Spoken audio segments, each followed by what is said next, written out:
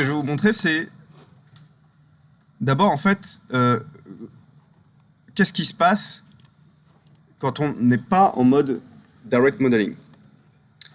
Ou plutôt, comment est-ce qu'on accède à ce mode? Là, vous voyez, j'ai bien tout mon historique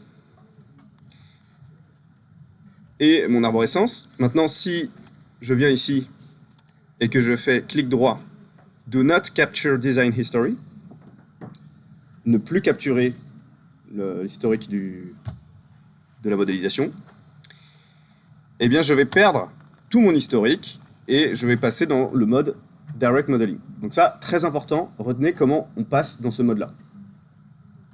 C'est très important, pas forcément pour la vie pratique, mais plutôt pour l'examen. Continue. Voilà. Donc si je fais continue, ok, voilà, j'ai tout perdu. Donc là, je n'ai plus d'historique.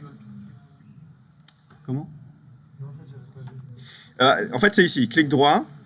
Là, je peux revenir au mode Capture Design History. Et donc là, en fait, là où j'ai cliqué, c'était Do not capture design history. Et donc là, on voit que je n'ai que un élément et j'ai perdu tout mon historique, j'ai tout perdu. Donc cette situation, c'est ce qui se passe.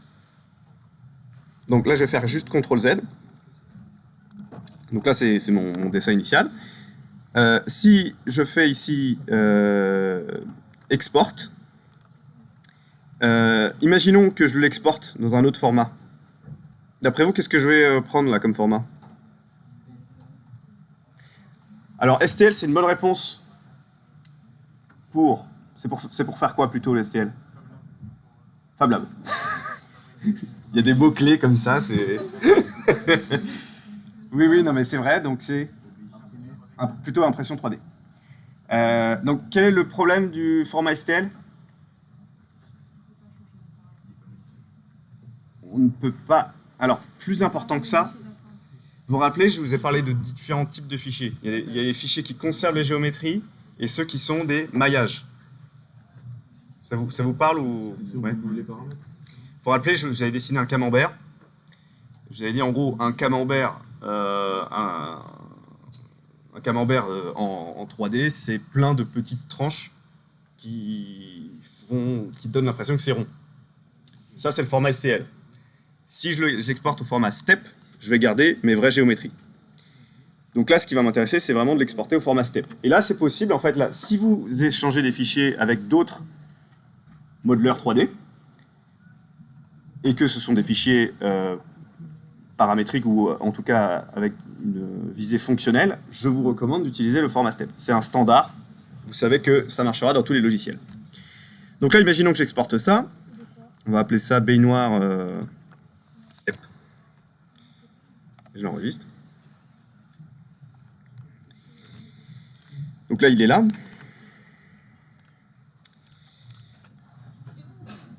Et donc, là, je vais pouvoir, donc, je crée un nouveau design et je vais insérer... Non, pardon, je vais aller dans Ouvrir. Et là, je vais ouvrir mon baignoire STEP.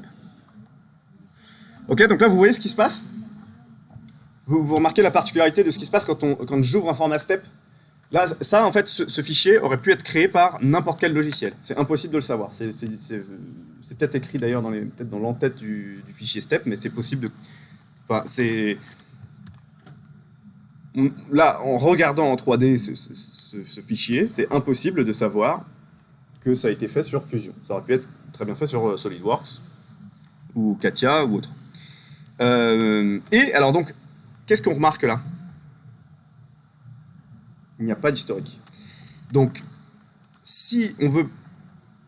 Par défaut, en fait, quand on ouvre un fichier qui n'est pas natif, on est dans quel mode?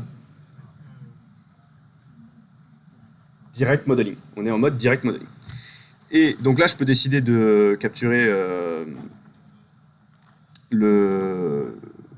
je peux décider de capturer l'historique, mais bon, je ne vais récupérer que... Par exemple, si j'extrude ça, je ne vais capturer que ce que je fais à partir du moment où j'ai commencé à éditer l'historique. Alors, volontairement, on va rester dans un mode Do Not Capture Design History. Donc un mode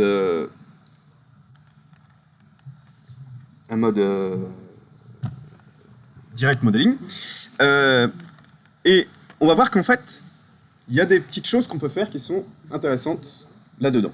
Et on vous demande d'ailleurs de le connaître. D'abord, en fait, en particulier, en fait, ce qui est intéressant, c'est la fonction move copy. Ça, en fait, on va pouvoir sélectionner des faces, par exemple. Et si je sélectionne bien des éléments, imaginons que Monsieur Vanagan me demande de changer l'orientation de ces petits tubes là. Je peux sélectionner ça et ça, donc je me mets bien en mode face. J'ai mon outil de move qui est bien positionné.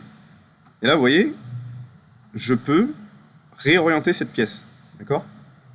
Donc là, imaginons que ce soit pas moi qui ai créé ce fichier. Juste, je reçois, quelqu'un m'envoie un fichier step et on me dit « Ah oui, pouvez-vous le corriger ? J'ai besoin de réorienter cet élément-là de ma pièce. » Eh bien, vous n'êtes pas obligé de tout recréer, de tout reprendre. Vous pouvez juste venir utiliser les fonctions de direct modeling pour réorienter des éléments. Donc ça, c'est OK, je réoriente. Ce qu'on vous demande principalement de connaître, c'est très simple. C'est deux choses. C'est la possibilité de supprimer des éléments. Donc, facile, hein, je clique et j'appuie sur supprimer. Okay, je clique, je supprime. Donc là, imaginons qu'ils nous disent oui, il faut supprimer 2 trous. Bon, bah, voilà, on passe. Il faut bien passer en mode direct modeling et on peut le faire. Okay,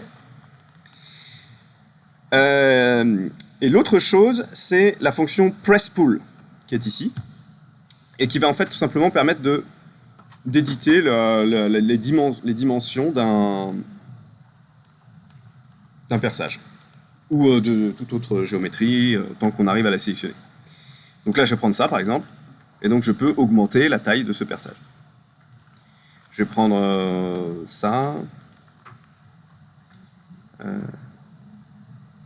Press pull. Si je prends les deux en même temps, qu'est-ce qui se passe ? Là, je peux carrément augmenter.